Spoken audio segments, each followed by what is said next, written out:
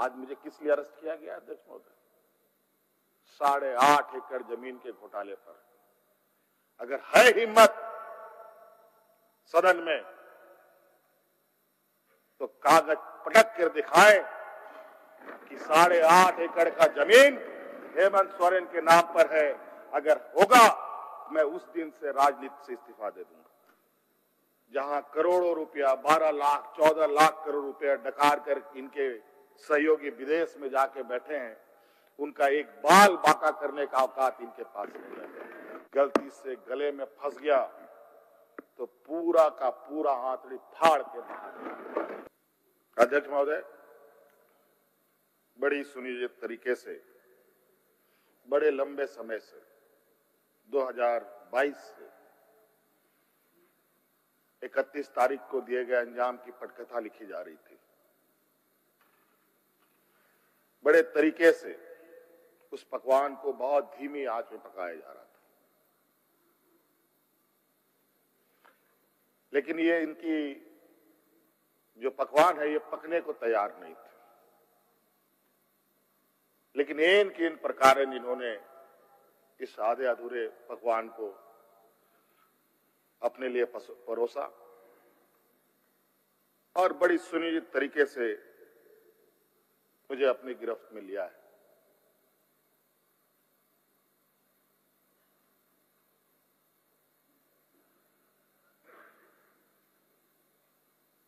और आज कहीं ना कहीं ऐसा लगता है अध्यक्ष महोदय कि बाबा भीमराव अंबेडकर जी का जो सपना था कि सभी जात धर्म के लोग एक समान प्लेटफॉर्म पे आए, एक बराबरी और एक साथ चले, मुझे लगता है कि जिस तरीके से बाबा भीमराव अंबेडकर जी को भी अपना समाज छोड़कर बौद्ध धर्म अपनाना पड़ा, ऐसे ही आदिवासी दलितों के साथ भी आने वाला भविष्य में करने की तैयारी हो रही है। बड़ा सुनियोजित तरीके से अनेकों कालखंड को देखेंगे अध्यक्ष महोदय,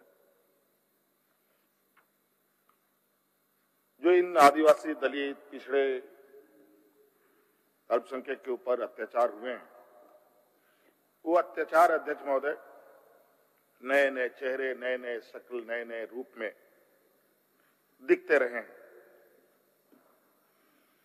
आज उसी का जीता जागता उदाहरण 31 जनवरी को देखने को मिला है।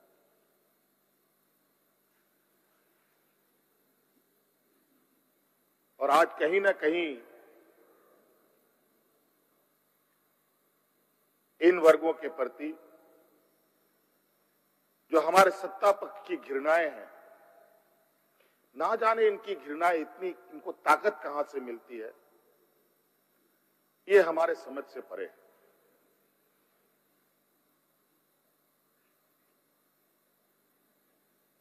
इतनी घृणा, इतना द्वेष के प्रति है इनका आदिवासी दलितों के प्रति कि आपको इससे अंदाजा होगा कि इन्हीं के पाले हुए तंत्र ये कहते शर्माते नहीं कि ये जंगल में थे तो जंगल में ही इनको रहना चाहिए। हम जंगल से बाहर आ गए, इनके बराबर बढ़ गए तो इनकी कपड़े मैले होने लगते हैं। ये हमें अछूत दिखते हैं।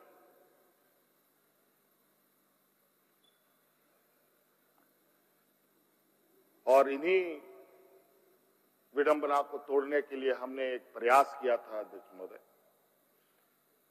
क्योंकि झारखंड आदिवासी दलित पिछड़ा राज्य है, इन समूह को आगे बढ़ने का, इनका मार्ग प्रशस्त करने में हमने कोई कमी नहीं छोड़ी। इनका बस चले तो हम अभी भी जंगल में जाकर के वही 50-100 साल पुरानी जिंदगी में जिए। और मुझे इसका आभास था अध्यक्ष महोदय जो इनके अंदर छुपी कुंठा है वो आए दिन ये बयां करती थी, इनके आचरणों से, इनके बयानों से।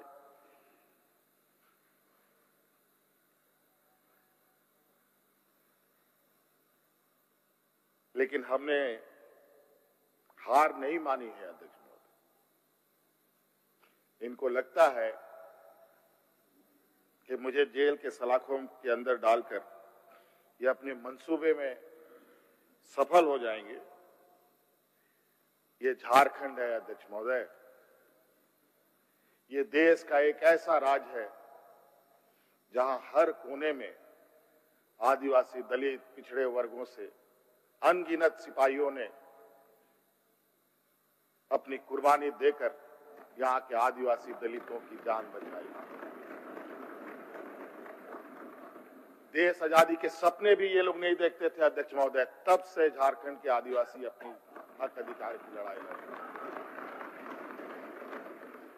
ये तो बहुत बाद में आए, लेकिन बौद्धिक संपन्नता, आर्थिक संपन्नता,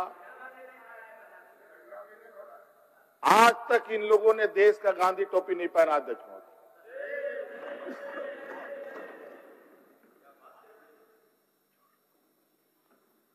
अध्यक्ष महोदय, ईडी, सीबीआई, इनकम टैक्स,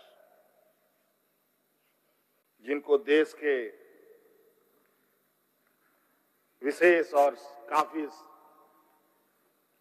संवेदनशील व्यवस्थाएं कही जाती है, जहां करोड़ों रुपया, 12 लाख, 14 लाख करोड़ रुपया डकार कर इनके सहयोगी विदेश में जाके बैठे हैं, उनका एक बाल बाका करने का औकात इनके पास नहीं है। इनके पास औकात है देश के आदिवासी, दलित, पिछड़े के ऊपर, और बेगुनाह लोगों पर, और उसमें भी गुनाह किया हो तब की बात तो अलग है, बेगुनाहों पर अत्याचार कर। आज मुझे किस लिए अरेस्ट किया गया अध्यक्ष महोदय? 8.5 एकड़ जमीन के घोटाले पर। अगर है हिम्मत सदन में तो कागज पटक कर दिखाए कि 8.5 एकड़ का जमीन हेमंत सोरेन के नाम पर है। अगर होगा मैं उस दिन से राजनीति से इस्तीफा दे दूंगा। अध्यक्ष महोदय, जब राजनीतिक रूप से ये नहीं सकते हैं तो ऐसे ही बैकडोर से हमला करते हैं, पीठ पर हमला करते हैं। अध्यक्ष महोदय, मैं आंसू नहीं बहाऊंगा, आंसू वक्त के लिए रखूंगा।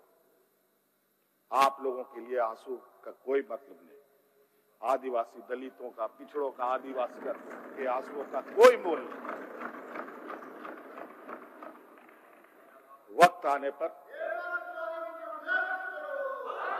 हम इनके एक एक सवालों का जवाब और एक एक इनके षड्यंत्र का जवाब वक्त आने पर बड़ी माकूल तरीके से दिया जाएगा। एक्चुअली दुर्भाग्य है अध्यक्ष महोदय इस राज्य का, तथाकथित हमारे राज्य के ही कुछ लोग जो ऐसे सामंती विचार वाले के चरणों में जाकर के झुककर उनकी सेवा और पूजा अर्चना में लगे।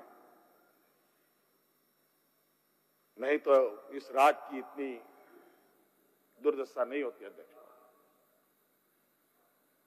राज अलग हुए 23 साल हो रहे हैं, 24 साल हो गए अध्यक्ष महोदय। किसने सबसे अधिक राज किया इस राज्य में? ये मुझे बोलने का जरूरत नहीं है, किसी को बताने की भी जरूरत नहीं। सब अपने गिरेबान में देखें, सबको पता चलेगा कौन कहां बैठा, किसने क्या काम किया। घोटाले इनको 2024 से ही नजर आ रहे हैं, 2000 से नजर नहीं आ रहे, 2019 से ही इनको नजर आ रहे हैं। आज ये नहीं चाहते अध्यक्ष महोदय, देश का आदिवासी, दलित, पिछड़ा, अल्पसंख्यक देश के सर्वोच्च स्थान पर पहुंचे। ये नहीं चाहते कि ये जज बने, ये नहीं चाहते ये आईएएस आईपीएस बने, ये नहीं चाहते ये राजनेता बने। इन्हीं के साथ बैठे लोग हैं। इन लोगों ने भी आदिवासी नेता बनाया था मुख्यमंत्री। बता दीजिए इन कितने आदिवासियों ने 5 साल पूरे किए। और मुझे पता था ये मुझे भी 5 साल पूरा करने में रोड़े अटकाएंगे। और नतीजा ये हुआ, आखिरी सांस तक कुछ भी करो 5 साल पूरा नहीं होना चाहिए, रिकॉर्ड में नहीं लिखना चाहिए, रजिस्टर में नाम नहीं आना चाहिए। बस यही। अध्यक्ष महोदय, हम लोगों ने सर झुकाकर चलना नहीं सीखा। यही खासियत है आदिवासियों।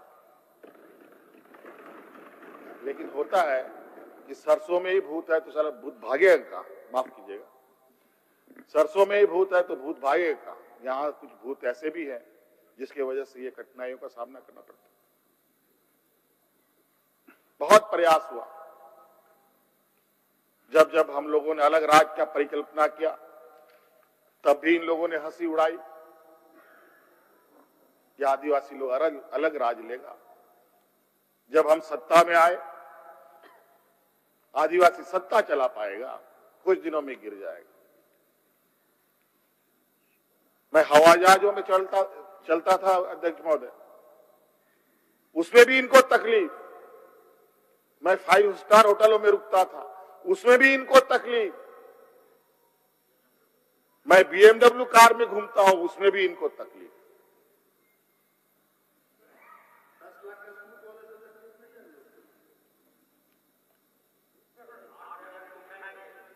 क्या कहावत है कि हम करें तो गुनाह, ये करे तो क्या, यही कहावत है। खैर छोड़िए। अध्यक्ष महोदय, बड़ा विचित्र स्थिति है। अब जो स्थिति दिखाई दे रहा है अध्यक्ष महोदय, कुल मिलाकर झारखंड के परिप्रेक्ष्य के अलावा पूरे देश के पैमाने में अब आदिवासी, दलित, पिछड़ा, अल्पसंख्यक सुरक्षित नहीं। विशेषकर झारखंड में तो यहाँ के खनिज संपदाओं को, जो वर्षों से इस पर लोगों की गिद्ध नजर है और आगे भी रहेगी। ये तो हम थे अध्यक्ष महोदय, ये बहुत फूक फूक करके उनको आगे बढ़ना पड़ता था। ये खुला दरवाजे की आदी हो चुके हैं। इनको कोई रोक टोक नहीं कर सकता। जो इनके सामने आएगा वो इसी तरीके के अंजाम से उसको गुजरना पड़ेगा। और इनको लगता है ऐसे अंजाम देने से झारखंड के लोग घबरा जाएंगे। ये आप लोगों की बहुत बड़ी भूल है, और इतनी बड़ी ये भूल होगी जो झारखंड का इतिहास आपको कभी माफ नहीं करेगा। अध्यक्ष महोदय,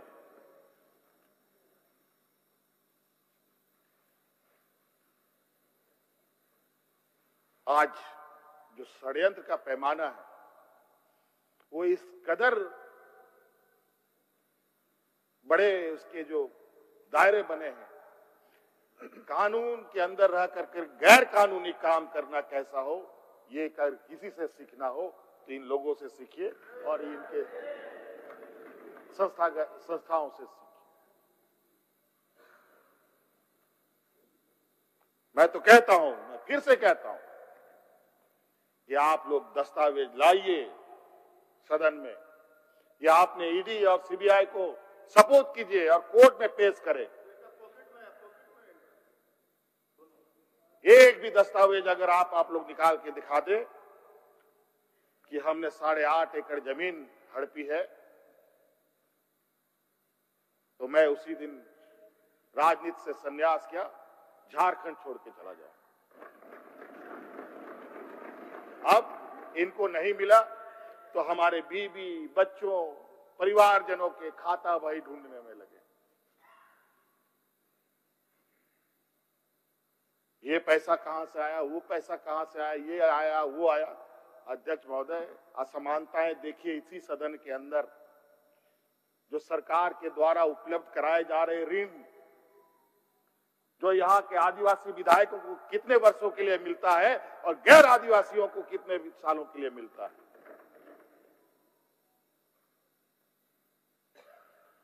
इस विषय पर गंभीरता से सोचने की आवश्यकता है। देखो, ये बहुत लंबी लड़ाई है। आज जिस तरीके से बड़ा मछली छोटा मछली को खा जाता है, सामाजिक व्यवस्था में भी यही कहानी है। एक बड़ी व्यवस्था छोटी व्यवस्था को खाने का हर बरकस प्रयास करती है। प्रभु राम का प्राण प्रतिष्ठा हुआ 22 जनवरी को। राम राज आ गया, पहला कदम बिहार पड़ा। बेचारा एक पिछड़ा वर्ग का व्यक्ति की क्या हद होगी आप जानते हैं। दूसरा कदम झारखंड पर पड़ा, एक आदिवासी मुख्यमंत्री को निगलने का प्रयास। क्योंकि इस आदिवासी मुख्यमंत्री के शरीर में हड्डियां कुछ अधिक है, इसलिए उस हड्डी को निकालने के लिए ईडी उसका डिसेक्शन करने में लगी हुई, ताकि हम कैसे इसको निगल जाए। लेकिन इतना आसान नहीं। गलती से गले में फंस गया तो पूरा का पूरा आंतड़ी फाड़ के बाहर। इस वजह से संभल के खाने का कोशिश कीजिएगा। इस वजह से अध्यक्ष महोदय, मुझे कोई गम नहीं कि मुझे आज ईडी ने पकड़ा। जिस तरीके से बंधुदा का सदस्यता लिया, ये आप चुनाव नहीं लड़ सकते। हो सकता है मेरा भी यही हक करे। सत्ता लुलुपता के लिए हम लोग कभी नहीं आए अध्यक्ष महोदय। लेकिन ये बात मैं इस सदन में कहना चाहूंगा कि झारखंड मुक्ति मोर्चा का उदय झारखंड के मान सम्मान स्वाभिमान को बचाने के लिए हुआ है। और इस मान सम्मान स्वाभिमान के प्रति जो भी बुरी नजर डालेगा उसको हम मुंह तोड़ जवाब देंगे, चाहे राजनीतिक रूप से हो, चाहे कानूनी रूप से हो, चाहे वो किसी भी जंग मैदान में हो। ये हमारा संकल्प है। ना हम पीछे हटे हैं, ना हम लोगों ने पीठ दिखाई है अध्यक्ष महोदय। इसलिए अध्यक्ष महोदय, मुझे तो कोर्ट का आदेश है कि मीडिया के सामने या बाहर वक्तव्य नहीं देना है। तो हमने ईडी वाले से पूछा, क्या सदन में भी बात नहीं रखनी है? तो उन्होंने ये भी कहा, नहीं सदन में भी आप नहीं रख सकते। हम बोले वाह। तो मैंने कहा कि आइए स्पीकर साहब के टेबल में खड़े हो जाइए, बैठ जाइए, वहां से आदेश जारी कीजिए, फिर हम चुप हो जाएंगे। ये स्थिति है अध्यक्ष महोदय। अब उस दिन का इंतजार है। अभी तो गवर्नर हाउस का कोरम पूरा हो गया। अब विधानसभा से लोग कब अरेस्ट होंगे, राष्ट्रपति भवन से कब अरेस्ट होंगे, लोकसभा राज्यसभा से लोग कब अरेस्ट होंगे। 150, 200 सांसदों का निलंबन। क्या अध्यक्ष महोदय ये इतिहास के सुनहरे अक्षरों में लिखा जाएगा अध्यक्ष महोदय? बड़ी विचित्र स्थिति देश में। और मैं ये कहना चाहूंगा अध्यक्ष महोदय, विशेषकर आदिवासी दलित पिछड़े भाइयों से, आप तैयार हो जाएं। अब